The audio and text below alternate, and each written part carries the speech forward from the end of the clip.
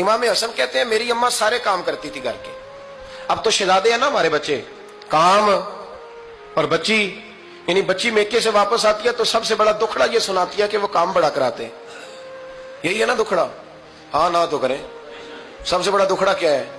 پتہ نہیں کیا کراتے ہوں گے, ہال نہیں چلوا لیتے کہیں, یا کچھ چکی نہیں پسوا لیتے, پتہ نہیں کون سا ایسا کام ہے. اور میں, آپ ناراض نہ ہو جانا, میں بھی بیٹی کا باپ ہوں, میں بھی بہنوں کا بھائی ہوں, میں بھی اس بات کو سمجھتا ہوں, لیکن ایک بات ذہن میں رکھنا کہ یہ بات نہیں ہے کوئی کرنے والی کہ سارے بچی کے ماں باپ جمع ہو کے پہنچ جاتے ہیں ہماری بچی جی کام بڑے کرتی ہے. مثلا کیا کرتی ہے, کیا کرتی ہے وہ؟ آؤ میں بتاؤں میرے مصطفیٰ کی بیٹی کیا کرتی تھی. میں نے سینکڑوں دفعہ یہ بات کی اور میرا دل کرتا ہے روزانہ کروں, پھر کرتا ہوں. دنیا میں کوئی اتنا غریب ہے جس کی بیٹی اتنا کام کرے کہ ہاتھوں پہ چھالے پڑ جائیں؟ ہے کوئی اتنا غریب تو اٹھ کے بتائے کہ میری بیٹی سسرال میں اتنا کام کرتی ہے کہ چھالے پڑ جاتے. میں دکھاتا ہوں, میرے رسول کی شہزادی کو چھالے پڑ جاتے.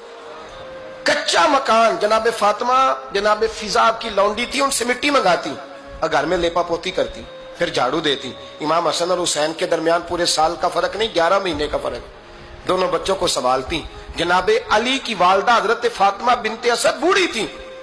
جناب فاطمہ وہ کھول کے نوکری کرتی کہ حضرت فاطمہ بول پڑتی. حضرت فاطمہ بنت اسد بول پڑتی, کہتی بیٹے فاطمہ میرا اتنا نہ خیال رکھا کر, تیرے اپنے بھی بچے ہیں. جناب فاطمہ فرماتی آپ صرف علی کی ماں تو نہیں نا, آپ میری بھی تو ماں ہے نا.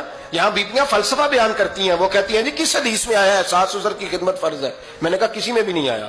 ہم کیا کہہ رہے ہیں, کسی میں بھی نہیں آیا, لیکن یہ تو آیا ہے نا کہ شوہر راضی ہو تو اللہ راضی رہتا ہے. تو اگر شوہر ماں باپ کی خدمت سے راضی ہوتا ہے تو کرو خدمت, اس کو تو راضی کرنا ہے نا, اس پر تو توجہ دو. حضرت فاطمہ پھر چکی پیستی.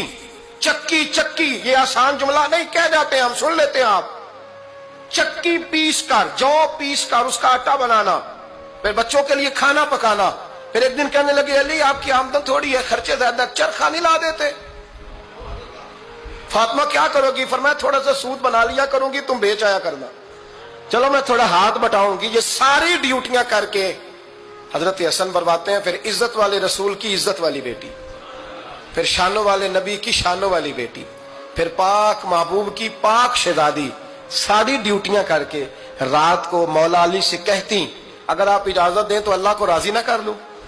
حضرت علی فرماتے فاطمہ جیسے دل کرے. تو امام حسن کہتے ہیں پھر میری ماں مصلی بچھا لیتی, مصلی, اور پھر ساری رات وہ نماز پڑھتی, ساری رات.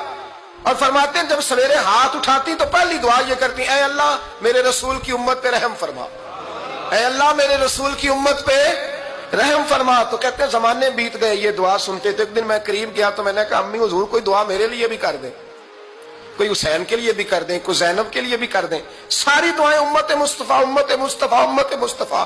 کتنا بڑا جملہ ہے, کتنا بڑا. شیخ محقق نے لکھا ہے کتنا بڑا. جناب فاطمہ فرمانے لگی تیرے لیے بھی کرتی ہوں, حسین کے لیے بھی کرتی ہوں, زینب کے لیے بھی کرتی ہوں, سب کے لیے کرتی ہوں. پر بیٹا یاد رکھنا فاطمہ کی دعاؤں پر پہلا حق میرے رسول کی امت کا ہے.